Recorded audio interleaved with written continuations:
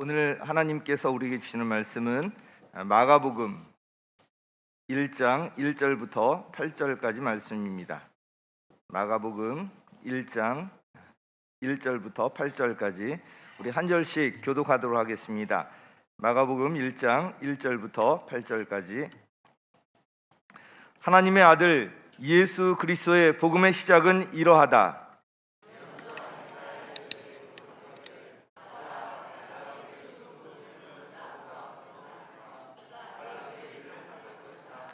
광야에서 외치는 이의 소리가 있다. 너희는 주님의 길을 예비하고 그의 길을 곧게 하여라 한 것과 같이.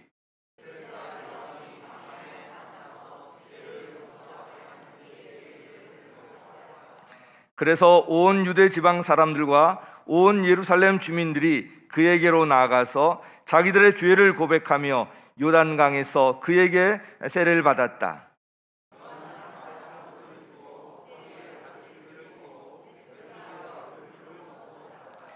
그는 이렇게 선포하였다.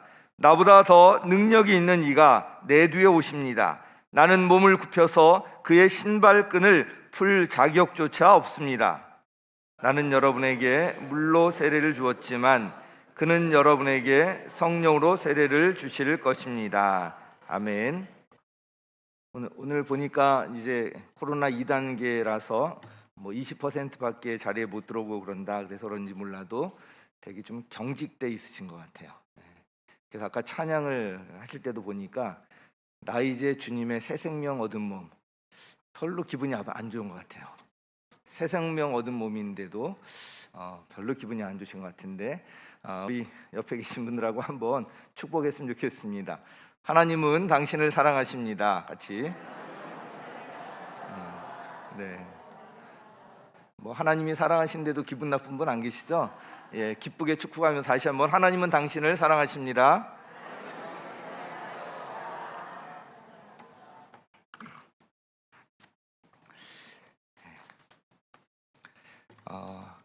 하나님께서 저와 여러분을 그렇게도 사랑하십니다. 이제 요한 1서 설교 마치고 어떤 책을 설교할까 이렇게 기도하다가 이제 마가복음서를 설교하게 되었습니다. 그래서 오늘 1장 1절부터 8절까지 예언자보다 더 훌륭한 사람이라는 제목으로 말씀을 드리도록 하겠습니다. 이 신약 성경은 마태복음, 마가복음, 누가복음, 요한복음 이렇게 네 복음서로 시작하고 있습니다. 복음서는 예수님의 탄생과 성장, 또 예수님의 사역, 예수님의 또 죽음과 부활에 대해서 이 땅에 오신 예수님의 그 행적을 기록하고 있는데요. 이 네 개의 복음서마다 서로 다른 특징이 있습니다. 기록 목적도 조금씩 다릅니다. 코로나19로 힘든 상황이 지속되는 가운데 신앙의 기본을 다지는 것이 필요하다고 생각되어서 지난 몇 달간 요한 1서를 설교했습니다. 같은 맥락에서 이번에는 복음서 중에 하나인 마가복음을 택하여서 설교합니다. 네 복음서 중에서 마태, 마가, 누가, 요한복음 중에서 마가복음을 택한 두 가지 이유가 있습니다. 먼저 마가복음은 다른 복음서에 비해서 분량이 눈에 띄게 짧습니다. 16장밖에 안 되잖아요. 분량이 한 거의 절반밖에 되지 않습니다. 제가 고등학교 1학년 때 그 여름방학 때부터 처음 교회를 다니기 시작했는데요. 교회 다닌 지 얼마가 안 되어서 이 고등부 수련회 때 성경 퀴즈 대회가 있었습니다. 그 범위가 4복음서였어요. 마태, 마가, 누가, 요한복음. 저는 교회 다닌 지도 얼마 안 되고 성경에 대해서 잘 몰랐었기 때문에 4개 복음서 중에서 하나만 택해서 내가 좀 준비를 해야 되겠다. 전혀 준비 안 할 수도 없고 그래서 택한 복음서가 마가복음이었습니다. 왜 그랬을까요? 네, 짧아서 그랬습니다. 이 정도면 열심히 집중해서 공부할 수 있겠다 해서 그때 이 마가복음을 열심히 읽었습니다. 자, 마가복음을 열심히 읽고 퀴즈 대회에 참석했는데 결과가 어땠는지 궁금하시죠? 제가 딱 한 문제 맞췄습니다. 이 마가복음에 없는 그 내용들도 나오고 연결되어 있는 내용들도 나오고 해서 열심히 준비를 했지만 그래도 한 문제를 맞춰서 굉장히 기뻤습니다. 열심히 준비한 친구들이 많았던 것 같아요. 어떻든 이렇게 짧다는 면에서 이 마가복음서는 아주 매력적입니다. 마가복음에는 다른 복음서와 달리 족보나 예수님의 탄생과 성장 등에 관한 기록이 없이 바로 예수님의 사역에 집중하고 있습니다. 오늘 1절 말씀 읽었잖아요. 바로 시작되죠. 하나님의 아들 예수 그리스도의 복음의 시작은 이러하다. 바로 복음으로 들어가요. 하나님의 아들 예수 그리스도의 복음의 시작은 이러하다. 아주 시원스럽게 시작을 합니다. 자, 이 짧다는 것 외에 또 한 가지, 사실은 이게 더 중요한 이유인데요, 이 마가복음서를 이번에 택한 더 중요한 이유가 있습니다. 바로 이 마가복음의 기록 배경입니다. 이 마가복음은 로마에서 베드로의 통역을 담당하던, 베드로가 이제 로마에서 복음을 전하고 할 때 그 통역이 필요하지 않겠습니까? 통역을 하면서 그 베드로와 함께 동역했던 마가 또는 마가 요한이라고 불리는데, 마가가 바로 예수님에 대해서 베드로에게 직접 들은 이야기를 기록한 것이다, 이렇게 알려져 있습니다. 그래서 베드로에게 직접 들은 그런 기록이기 때문에 굉장히 정확하다, 이렇게 알려져 있습니다. 그런데 당시에 마가복음을 기록할 당시에 로마의 성도들은 로마 황제의 극심한 박해 속에서 아주 큰 고난 가운데 살아야만 했습니다. 그래서 그들을 위로하고 격려하고 그들에게 소망을 주기 위해서 기록한 책이 바로 이 마가복음서입니다. 로마 성도들은 바로 이 마가복음서를 통해서 소망 가운데 그들의 믿음을 지켜나갈 수 있었습니다. 그 어려움의 성격은 당시 상황과 지금이 다르지만 마가복음은 코로나19로 인해서 어려움을 겪고 있는 우리에게도 역시 위로와 격려 또한 소망을 줄 것이라고 믿습니다. 이제 본문을 살펴보도록 하겠습니다. 마가복음은 시작과 함께 여기 세례 요한으로 이렇게 소개되어 있는데, 우리 교회는 우리 교단적으로 침례를 시행하고 있기 때문에 우리 교단에서는 침례 요한 또는 침례자 요한이라고 읽습니다. 다른 교단이 워낙 크기 때문에 이 성경에서는 세례로 기록되고 각 주에 또 침례 이렇게 같이 기록이 되어 있는데, 그래서 통일된 용어 사용이 필요할 것 같아서 우리 침례를 행하고 있기 때문에 침례 요한이라고 제가 명명하도록 하겠습니다. 침례 요한, 세례 요한 같은 사람입니다. 마태복음 11장에 보면 이 침례 요한에 대해서 예수님께서 이런 말씀을 하십니다. 여자가 낳은 사람 가운데서 가장 큰 인물이다. 여자가 낳은 사람 가운데서 가장 큰 인물로 기록되어 있고요, 예언자보다 더 훌륭한 사람으로 기록되어 있습니다. 침례 요한에 대한 예수님의 이런 평가는 참으로 놀라운 것입니다. 성경에는 이 엘리야를 비롯하여서 위대한 예언자들이 많이 기록되어 있는데요, 침례 요한은 이들 예언자들에 비하면 침례를 행한 일 외에 크게 한 일이 없어 보이기 때문입니다. 그럼에도 예수님께서는 왜 침례 요한을 여자가 낳은 사람 가운데서 가장 큰 인물이라고, 또 예언자보다 더 훌륭한 사람이라고 평가를 하셨을까요? 우리 모두 침례 요한과 똑같을 수는 없지만 그가 이렇게 평가받았던 비결, 그 정신은 우리가 붙들어야 할 것입니다. 그럴 때 우리에게도 주님의 칭찬과 이 상급이 주어질 것입니다. 침례 요한이 그렇게 칭찬받은 비결이 어디 있을까? 그 첫 번째로 침례 요한은 부르심을 따라 살았습니다. 우리 같이 한번 읽겠습니다. 시작. 다시 한번 하겠습니다. 시작. 네, 우리 2절 말씀과 3절 말씀 계속해서 같이 읽도록 하겠습니다. 시작.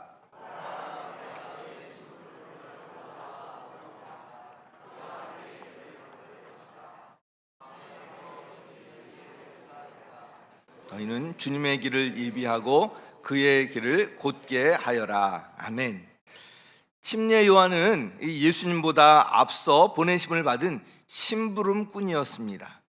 예수님의 길을 닦는 일, 또 예수님의 길을 예비하고 그 길을 곧게 하는 일이 그에게 주어져 있었습니다. 침례 요한은 자신의 부르심에 대해서 잘 알고 있었고요, 그 부르심을 따라 살았습니다. 이 부르심을 따라서 침례 요한은 광야에 나타나서 사람들에게 회개의 침례를 선포하였습니다. 이 침례에 대해서는 다음 주일에 다시 자세히 살펴보기로 하고요, 오늘은 이 침례 요한의 선포에 대한 사람들의 그 반응에 초점을 맞추어서 말씀드리려고 합니다. 오늘 5절 말씀을 보면 이 침례 요한이 침례를 선포했을 때 온 유대 지방 사람들, 또 온 예루살렘 주민들이 그에게로 나아가서 자기들의 죄를 고백하면서 그 침례 요한에게 침례를 받았다고 기록하고 있습니다. 한마디로 당시 이 침례 요한에 대한 사람들의 반응은 아주 뜨거웠습니다. 아주 열광적인 것이었습니다. 그런데 여기에 예수님께서 등장하십니다. 예수님께서도 이 침례 요한에게 침례를 받으셨는데 그 후에 예수님도 침례 요한이 침례를 베풀던 요단강 건너편에서 역시 침례를 주기 시작하셨습니다. 그런데 이 침례 요한에게 오는 사람들은 줄어들고 점점 예수님께서 침례를 베푸시는 쪽으로 사람들이 몰려가기 시작했습니다. 그래서 요한복음 3장 26절에 보면 이 침례 요한의 제자들이 이것을 못마땅하게 여기면서 침례 요한에게 이 사실을 알리는 장면이 나옵니다. 침례 요한의 제자들이 이걸 못마땅하게 여기고 지금 사람들이 다 저쪽에 있는 그 예수라는 사람에게로 다 침례를 받으러 갑니다. 이거 어떻게 하죠? 하고 침례 요한에게 얘기했을 때 침례 요한의 반응은 참으로 놀랐습니다. 바로 요한복음 3장 27절과 28절 말씀 함께 읽겠습니다. 시작.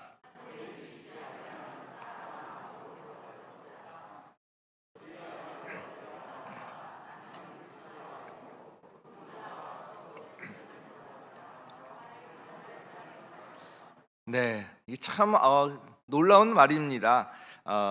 너희야말로 내가 말하는 바 나는 그리스도가 아니고, 침례 요한 스스로 나는 그리스도가 아니고 그리스도 그분보다 앞서서 보내심을 받은 사람이다, 이런 말을 너희야말로 이것을 증언할 사람들이다. 제자들을 향해서 어떡하죠? 다 사람들이 스승님에게 안 가고 저쪽에 다른 사람에게 가고 있습니다. 이렇게 얘기할 때 나는 그리스도가 아니다 하면서 오히려 그 사람에게 침례받으러 가는 것, 오히려 그 사람을 너희가 증언할 사람들이다 라고 말하고 있는 것입니다.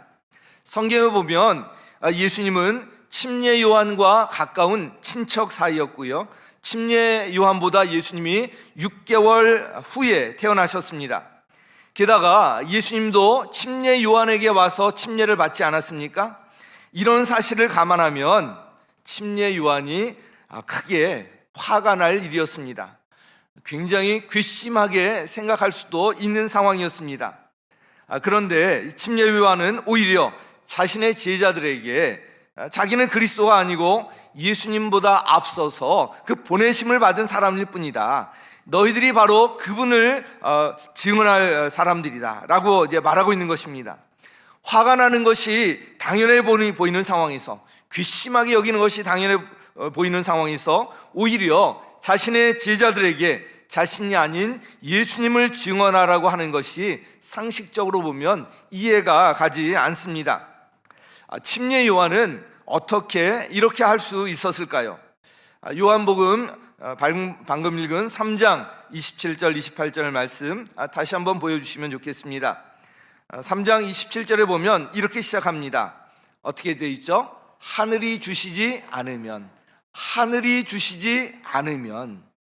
자, 침례 요한의 시선은 누구를 향해 있어요? 하나님을 향해 있는 거예요. 하나님을 향해 있어요. 하나님을 향해 있었고요, 그는 주님의 길을 예비하라는 하나님의 부르심을 정확히 알고 있었습니다. 그리고 침례 요한은 그 부르심을 따라 살았던 것입니다. 하늘이 주시지 아니하면 하나님께서 부르심에 대해서 바로 알고 있었던 것입니다. 저와 여러분도 하나님께서 부르셔서 이 자리에 있는 것입니다. 여러분 믿으십니까? 하나님께서 저와 여러분을 자녀로 부르신 거예요. 하나님께서 저와 여러분을 자녀로 부르신 그 목적이 있습니다. 바로 에베소서 2장 10절 말씀인데 우리 같이 한번 읽도록 하겠습니다. 시작.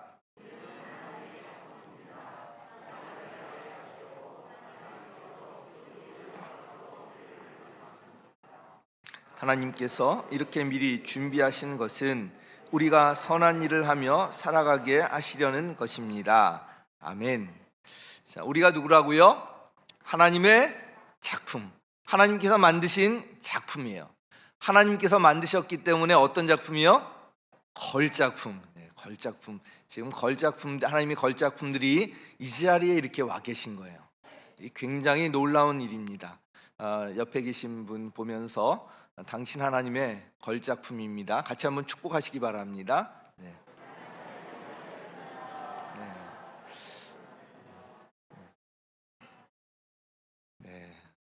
지금 한 3분 정도만 깜짝 놀라시는 것 같고 다른 분들은 대부분 그냥 하라니까 그냥 한다 이러시는 것 같아요. 깜짝 놀라셔야 돼요. 하나님의 비록 지금 마스크를 쓰고 있지만 하나님의 걸작품은 어디 가지 않거든요. 당신은 하나님의 걸작품입니다. 깜짝 놀라면서 한 번 더 축복하겠습니다. 시작. 당신은 하나님의 걸작품입니다. 반 이상이 깜짝 놀라신 것 같아서 지나가도록 하겠습니다. 저와 여러분은 하나님의 걸작품이에요. 우리는 우연히 존재하는 것이 아니에요. 하나님께서 우리를 걸작품으로 만들어 주셨고요, 우리를 하나님께서 작품으로 만드신 그 하나님의 부르심의 목적과 계획이 있다는 것입니다. 바로 이 본문에 보면 선한 일을 하게 하시려고, 이 부르신 목적을 따라 살아갈 때 우리 역시 침례 요한과 같은 칭찬을 받을 것입니다. 이 선한 일은 하나님의 뜻을 이루는 일 아닙니까? 하나님께서 기뻐하시는 일, 여러 가지로 우리가 설명할 수 있을 텐데 이와 관련해서 저는 오늘 이렇게 표현하고 싶습니다. 부르심을 받은 자답게 사는 것, 이게 선한 일. 부르심을 받은 자답게 사는 것. 목사는 목사답게 살고요, 성도는 성도답게 사는 거예요. 목자는 목자답게 살고, 목녀는 목녀답게, 직분자들은 직분 내에 합당하게 살아가는 것입니다. 부르심에 따라서 자신에게 맡겨진 일들이 있는데 그 일에 충성하며 살아가는 것입니다. 이렇게 살아갈 때 하나님께서 칭찬하실 것입니다. 자신의 부르심의 목적이 분명히 있는데 그 위치에서 그 부르심의 목적에 따라서 목사는 목사답게, 성도는 성도답게, 목자는 목자답게, 장로는 장로답게, 권사는 권사답게, 안수집사는 안수집사답게, 집사는 집사답게 이렇게 살아가는 것, 이것이 바로 부르심에 따라 사는 모습인 것입니다. 사랑하는 성도 여러분, 침례 요한처럼 부르심을 따라 살면서 하나님의 칭찬을 받는 우리 성도님들 되시기를 예수님의 이름으로 간절히 축원합니다. 자, 침례 요한이 이렇게 칭찬받으며 살았던 비결, 바로 부르심을 받아 따라 살았고요, 두 번째는 단순하게 살았습니다. 우리 같이 읽죠. 시작. 네, 다시 한번 시작. 단순하게 살라. 6절 말씀 함께 읽겠습니다. 시작.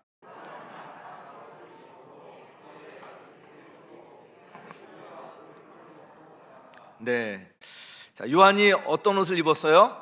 낙타털옷. 자, 이걸 보면 또 굉장히 굉장한 옷을 입었네. 낙타털옷.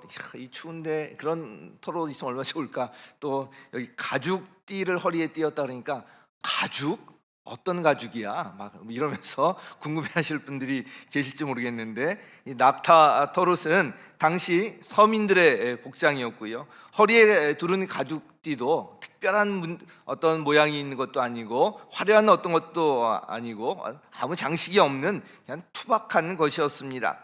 메뚜기와 들꿀도 부요한 음식과는 아주 거리가 먼 음식들입니다. 매일 메뉴를 바꿀 필요가 없었습니다. 침례 요한의 삶은 아주 단순했습니다. 옷이나 음식, 사는 것에 신경 쓸 것이 없었고요. 그래서 날마다 자신에게 맡겨진 일에 충성을 다할 수가 있었던 것입니다. 부르심을 따라 살려면 침례 요한처럼 이렇게 단순한 삶을 살아야 합니다. 생각이 복잡하고 의심이 많은 분들이 계신데요. 누가 어떤 이야기를 하면 도대체 저 의도가 뭐야? 저렇게 이야기하는 의도가 뭐야? 뭐 이러면서 이 상상 저 상상을 하면서 한 권의 소설책을 씁니다. 그러면서 미워하기 시작하고 그것 때문에 잠을 못 자고 뭐 이런 이제 분들이 계실지 모르겠는데 이러면 안 됩니다. 단순하게 사시기 바랍니다. 아무리 누군가 아니라고 해명을 해도 끝까지 받아들이지 않는 이런 경우도 있는데 그냥 그렇다면 그런 거예요. 이것저것 복잡하면 하나님께서 우리에게 맡겨주신 일들을 감당하기가 어렵습니다. 그 복잡한 삶에서는 에너지가 나오지가 않아요. 하나님의 부르심에 따라 살만한 에너지가 나오지가 않습니다. 제가 그동안 수련회를 위해서 다양한 장소를 경험을 했었는데요. 수련회 장소를 정할 때 전에는 어디에 초점을 두고 정했냐면 집회에 집중할 수 있는 공간 하나만 있으면 수련회 장소로 괜찮다. 방해받지 아니하고 집회에 집중할 수 있는 공간 하나만 있으면 화장실이 몇 개든 주위에 어떤 시설이 어떻든 상관없이 그 시설로 정해서 갔던 기억이 있습니다. 그런데 점점 시설 좋은 곳을 선택하려고 했었고요. 시설 더 좋은 것, 그 다음에는 더 좋은 것, 시설을 따라서 수련회 장소를 찾아갔던 그런 기억이 납니다. 그러나 돌아보면 시설이 좋다고 해서 은혜가 더했던 적은 없었던 것 같습니다. 좋은 시설이 집중도를 오히려 분산시켰던 것 같아요. 여러 가지 시설이 있으니까 생각이 분산되고 할 일이 여기저기 있으니까 이 집회에도 집중을 못했던 것 같습니다. 오히려 집회에 집중할 수 있는 공간 하나 외에 다른 어떤 시설, 별다른 시설이 없었던 곳에서 아주 은혜가 넘쳤던 기억이 납니다. 성도의 삶도 마찬가지입니다. 단순해야 합니다. 단순한 삶에서 능력이 나옵니다. 단순한 삶은 우리 신앙생활에 있어서도 마찬가지입니다. 우리 이와 관련해서 베드로전서 5장 6절 7절 말씀을 함께 읽겠습니다. 시작.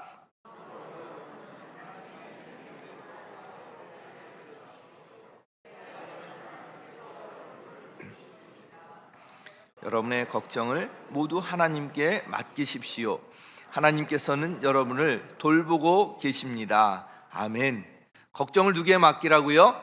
하나님께 맡기라. 모두 하나님께 맡기라. 어디로 자신을 낮추라고요? 하나님의 능력의 손 아래 자신을 낮추라고 말씀하고 있습니다.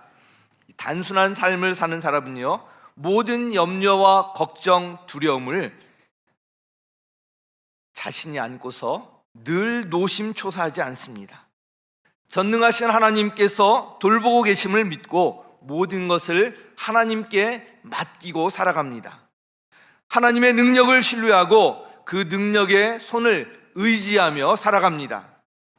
단순한 삶을 살아가는 사람들은 하나님의 말씀도 단순하게 이해하고 단순하게 믿고 순종합니다. 우리 대표적인 말씀이 우리 마태복음 6장 33절 말씀인데 이 말씀 같이 한번 읽겠습니다. 시작. 하나님의 나라와 하나님의 의를 구하여라.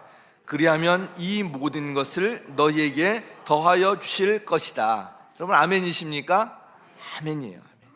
먼저 뭘 구하라고요? 하나님의 나라와 하나님의 의를 구하라고 말씀하셨어요. 그리하면 어떻게 한다고요? 너희에게 필요한 모든 것을, 이 모든 것을 너희에게 더하여 주실 것이다. 이렇게 말씀하고 있거든요. 그런데 보면 참 그렇지 않은 것 같아요. 우리가 머리로는 아멘 하는데 우리의 사는 모습들을 보면 그렇지 않은 것 같아요. 이 모든 것을 너희에게 더하여 주신다고 했는데 더하여 주시겠다는 이걸 붙들고 있는 것 같아요. 이걸 붙들고 있으면서 이거를 이만큼 해주시면 내가 하나님의 나라를 구하겠습니다. 이걸 이렇게 채워주시면 하나님의 나라와 의를 구하도록 하겠습니다. 먼저 구하라고 한 것을 나중으로 미루고요, 더하여 주실 것이라고 한 여기에 매달려 사는 모습이 혹시 우리들의 삶의 모습이 아닌지 생각이 됩니다. 이것 좀 하고요, 이게 안정이 되어야죠, 이걸 해야죠, 이걸 먼저 우리가 하는데, 분명하게 하나님께서는 먼저 하나님의 나라와 하나님의 의를 구하라고 말씀하고 있거든요. 그리하면 먹을 것, 입을 것, 마실 것, 너희 삶의 모든 필요한 것들을 더하여 주겠다, 내가 책임지겠다, 하나님께서 이렇게 말씀하고 계십니다. 의심이 많고 생각이 복잡한 사람은 이 구절을 이렇게 받아들입니다. 하나님의 나라와 의를 먼저 구하라고 했지만 그렇게 하다가는 난 쫄딱 망할 거야. 이 세상이 지금 어떤 세상인데 이런 말씀은 현실과 맞지 않아. 내 생각에는 이 말씀이 참 비현실적인 말씀이야. 이 말씀은 내 생활이 어느 정도 안정될 때나 적용이 가능할 것 같아. 온갖 생각이 복잡한 거예요. 온갖 생각이 복잡해요. 이 생각 저 생각, 이 계산 저 계산 하면서 이 말씀에 순종하지 못합니다. 그런데 이렇게 생각이 복잡해지면 순종하지도 못하고요, 이 말씀의 능력도 경험할 수가 없는 것입니다. 신앙은, 우리 믿음은 단순해야 해요. 자, 그래서 우리 교회, 우리 가정교회 핵심 가치가 뭐라고요? 성경대로. 성경이 그렇다고 하면 그런 줄 알고, 아니라고 하면 아닌 줄 알고, 성경이 하라고 하면 하고, 하지 말라고 하면 안 하고, 단순한 이해와 순종, 여기에서 하나님의 말씀의 능력을 경험하고 그 파워를 우리가 경험할 수가 있는 것입니다. 마태복음 6장 33절 뿐만 아니라 성경의 다른 말씀들도 마찬가지예요. 마태복음 방금 읽은 6장 33절 이 말씀도 이런 단순한 이해와 순종이 필요한 것입니다. 하나님의 나라와 하나님의 의를 먼저 구하면, 즉 우선순위를 분명히 하면 하나님께서 약속하신 대로 생활을 내가 책임져 주겠다, 그렇게 하나님께서 책임져 주실 것이다, 이렇게 단순하게 믿고 순종하는 것입니다. 그럴 때 이 하나님의 말씀의 파워를 경험할 수가 있고요, 이런 경험이 우리 삶의 간증으로 나타나는 거예요. 우리 삶의 간증이 그냥 다른 데서 오는 것이 아니라 내 머리로는 이해 안 되지만, 내 현실로 상황으로 보면 참 어렵지만, 그러나 하나님께서 말씀하셨기 때문에 이 말씀대로 그대로 순종했더니 하나님께서 이렇게 해주셨습니다. 이게 간증이 아니겠습니까? 사랑하는 성도 여러분, 침례 요한처럼 단순하게 사십시오. 신앙과 삶이 단순해야 하고요, 단순한 순종에서 하나님의 능력을 경험할 수가 있습니다. 코로나19로 인해서 참 답답한 상황 가운데 있습니다. 우리 성도들이 다 같이 이렇게 모여서 예배드리기도 어려운 상황 가운데 있어요. 30%, 20%, 또 더 악화되면 여기에 나와서 예배드리는 인원이 점점 작아지고 우리가 함께 예배드릴 수 없고 온라인으로만 예배드려야 되는 그런 상황이 올 수도 있습니다. 답답한 이런 상황 가운데 있지만 저는 지금이 오히려 이런 단순함을 훈련할 수 있는 절호의 기회라는 생각이 듭니다. 지금이 하나님께 집중하면서 하나님의 일하심을 경험할 수 있는 절호의 기회인 것입니다. 코로나19로 인해서 답답한 상황을 오히려 이런 단순함을 훈련하고 하나님께 더 가까이 나가는 그런 기회로 삼으시기를 예수님의 이름으로 축원합니다. 자, 침례 요한이 큰일 한 것 같지 않은데 이렇게 예수님으로부터 칭찬받고 인정받을 수 있었던 비결, 세 번째, 바로 침례 요한은 하나님의 영광을 위해 살았습니다. 우리 같이 읽겠습니다. 시작. 다시 한번요. 시작. 네, 7절 말씀 함께 읽겠습니다. 시작.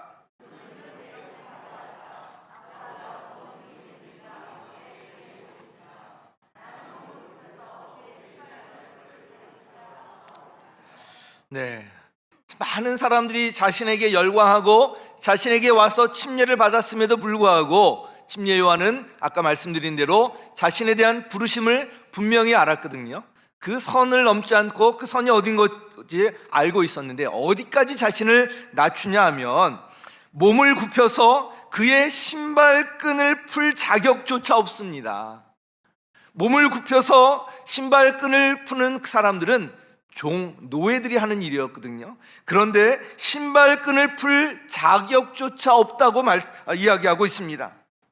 침례 요한은 사람들이 자신에게 그렇게 열광했었지만 그 일을 자신을 드러내기 위한 그런 일로 삼지 않았습니다. 그의 시선은 철저히 하나님을 향해 있었던 것입니다. 아까 말씀드린 것처럼 사람들이 예수님 쪽으로 침례를 받으러 가는 것에 대해서 침례 요한의 제자들이 불평하면서 이 사실을 스승인 침례 요한에게 알렸을 때 침례 요한은 오히려 제자들에게 너희들이 예수님을 증언해야 한다 이렇게 말했었는데 그 이어서 더 놀라운 이런 말을 합니다. 요한복음 3장 30절 말씀입니다. 시작. 그는 바로 예수님인데 그는 어떻게 해요? 흥하여야 하고, 나는 누구예요? 침례 요한인데 자신이잖아요. 나는 쇠하여야 한다. 이게 성경 말씀에 기록되어 있지만 이렇게 말하는 게 쉽지 않거든요. 그는 잘 돼야 되고 나는 망해야 된다, 이런 거예요. 이 말씀을 한번 반대로 생각해 보시기 바랍니다. 나는 흥해야 되고 그는 쇠해야 된다. 나는 잘 되고 예수님은 망해야 된다. 이러면 어떻게 되겠어요? 잘 될 것 같지만 결국은 나도 망하게 되는 길로 가는 것입니다.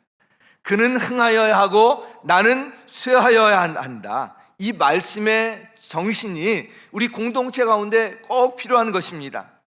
내가 망해야 교회가 된다면 기꺼이 그렇게 하자는 거예요. 내 자존심이 상해도 교회에 그것이 유익하다면 감내하자는 것입니다. 내가 원하는 위치에서 인정받지 못하고 사역을 하지 못하더라도 그것이 교회에 유익하다면 그렇게 하자는 것입니다. 침례 요한에게는 이런 정신이 있었어요. 자신이 예수님보다 6개월 먼저 태어났고요, 어려서부터 같이 지내지 않았겠습니까? 사람들이 자신에게 침례를 받으러 몰려옵니다. 자신이 혹시 그리스도가 아닌가 사람들이 그렇게까지 이야기합니다. 그런 상황 가운데서도 침례 요한은 자신의 부르심을 분명히 알고 그렇게 말하는 거예요. 그는 흥하여야 하고 나는 쇠하여야 한다. 이런 정신을 갖고 있었기 때문에 예수님으로부터 그런 인정을 받고 칭찬을 받았던 것입니다. 사도 바울 역시 마찬가지였습니다. 사도 바울은 늘 자신에게 어떤 열등감 비슷한 걸 갖고 있었습니다. 바로 예수님의 12제자, 한 사람은 나중에 바뀌었지만 가룟 유다가 마띠아로 바뀌었지만 12제자들, 그 사도들을 향해서 뭔가 열등감을 갖고 있었어요. 왜냐하면 이 사도 바울은 예수님을 믿는 사람들을 박해하고 그렇게 핍박하다가 나중에 이제 부르심을 받지 않았습니까? 그래서 늘 자신을 이야기할 때 나는 가장 늦게 만삭되지 못해서 난 사도 같은 사람이다, 우리 주님께서 나를 부르시는 사도다, 늘 이런 이야기를 하고 있었습니다. 사도 바울이 이렇게 늦게 사역에 뛰어들어서 사역을 펼쳤지만 굉장히 활발하게 사역이 펼쳐졌습니다. 그러자 그를 시기하는 사람들이 많이 있었습니다. 사도 바울이 이 감옥에 갇혔을 때 이 빌립보서를 기록했는데요, 이 감옥에 그 갇힌 틈을 타서 그 사도 바울을 뭔가 좀 꺾어버리고 자신을 드러내고자 하는 이런 불순한 동기와 경쟁심과 시기심을 가지고 사역에 열심을 냈던 사람들이 있었던 것 같습니다. 사도 바울은 이들에 대해서 이렇게 말했습니다. 빌립보서 1장 18절 말씀입니다. 우리 같이 읽겠습니다. 시작.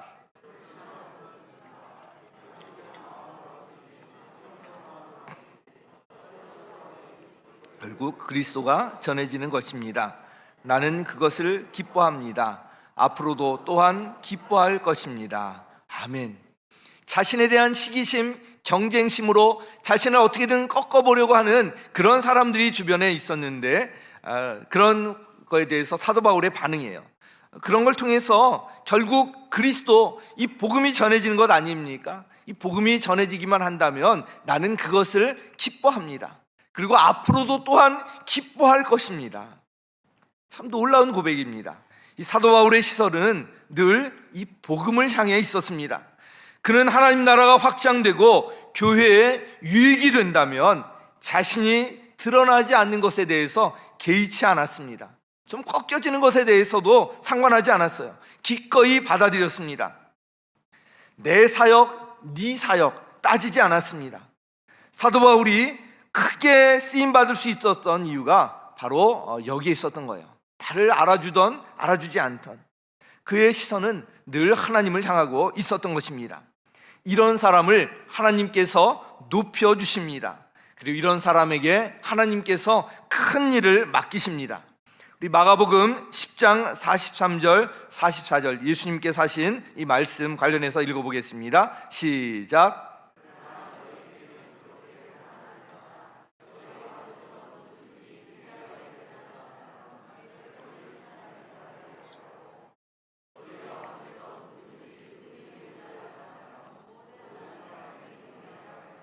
네, 아멘. 섬기는 사람, 모든 사람의 종이 될 때 어떻게 해주신다고요? 하나님께서 위대하게 해주시고요, 하나님께서 으뜸이 되게 해주신다는 거예요. 거꾸로 한번 생각해 보세요. 난 위대하게 되고 싶어, 나는 으뜸이 되고 싶어, 이런 생각을 갖고 있다면 그런 사람은 이렇게 하라는 거예요. 섬기는 사람이 되고 모든 사람의 종이 되라. 그러면 내가 너를 으뜸이 되게 하겠다, 내가 너를 위대하게 만들어주겠다. 예수님께서 직접 하신 말씀 아닙니까? 세상에는 자기가 주인 노릇하려는 사람들이 너무나도 많습니다. 종이 되려는 사람은 많지가 않아요. 그래서 늘 갈등이 있고 분쟁이 있고 싸움이 있는 것입니다. 그러나 예수님께서 우리는 달라야 한다, 너희는 달라야 한다, 이렇게 말씀하십니다. 교회가 뭔가 제대로 세워지려면 주인이 많으면 안 돼요. 종 노릇하는 사람이 많아져야 합니다. 섬김을 받으려는 사람보다 섬기려는 사람이 많아져야 합니다. 저와 여러분의 주인은 하나님이십니다. 여러분 믿으십니까? 우리 주인은 하나님이세요. 자, 그런데 주인이 하나님이시라면 우리는 그 하나님의 누구예요? 자녀, 종이잖아요. 그죠? 주인과 종의 관계로 하면 하나님이 주인이시면 우리는 종이에요. 그래서 옛날에 목사님을 부를 때 그냥 종이라고 부르기가 그러니까 종님 이렇게 불렀었는데, 종님이라고 해도 종은 종이에요. 하나님이 주인이시고 우리는 다 종이라는 그런 이야기입니다. 그렇다면 종은 누구 필요를 따라 사는 사람이에요? 주인의 필요를 따라 사는 사람이에요. 밥 먹다가도 주인이 부르면 내 주인님 하고 달려가는 사람이 종인 것입니다. 잠깐만요, 나 이것 좀 마치고요, 이러지 않아요. 그냥 달려가요. 종이 주인 노릇하려고 하면 안 되는 거예요. 그렇게 하면 그 공동체는 다 망하게 되어 있고요, 주인 노릇하려는 나도 망하게 되어 있습니다. 사랑하는 성도 여러분, 우리의 삶 속에서 주인이신 그 하나님의 영광이 드러나야 합니다. 내가 아닌 예수님이 드러나야 합니다. 그는 흥하여야 하고 나는 쇠하여야 한다. 침례 요한의 이 고백은 우리에게도 이 정신이 그대로 적용되어야 하는 것입니다. 이것이 우리 교회가, 또 우리 목장이, 우리 모두가 사는 길인 것입니다. 그리고 그럴 때 침례 요한에게 그랬던 것처럼 하나님께서 예언자보다 더 훌륭한 사람으로 인정해 주시고 예수님께서 우리를 높여주실 것입니다. 말씀을 맺도록 하겠습니다. 침례 요한은 여자가 낳은 사람 중에 가장 큰 사람이요, 또한 예언자보다 더 훌륭한 사람이라는 그 칭찬을 예수님으로부터 직접 받았습니다. 그 비결이 어디에 있었을까요? 세 가지를 말씀을 드렸습니다. 사랑하는 성도 여러분, 부르심을 따라 사십시오. 내 마음대로 사는 것이 아니라 우리를 부르신 그 목적에 따라 사는 거예요. 그리고 단순하게 사십시오. 복잡하게 생각하고 복잡하게 의심하고 소설을 쓰고 이런 것이 아니라 단순하게 살고요, 하나님께서 그렇다고 하면 그런 줄 알고, 하나님께서 하라고 하면 하고, 이 단순하게 사는 것, 여기서 능력이 나옵니다. 하나님의 영광을 위해서 사십시오. 자신이 좀 드러나지 않으면 어떻습니까? 내가 좀 인정받지 못하면 어떻습니까? 예수님께서 드러나시고 하나님께서 영광 받으시면 되는 거예요. 이거에 초점을 맞추고 사는 것입니다. 이런 삶을 통해서 침례 요한과 같은 칭찬을 받는 저와 여러분 되시기를 예수님의 이름으로 간절히 축원합니다.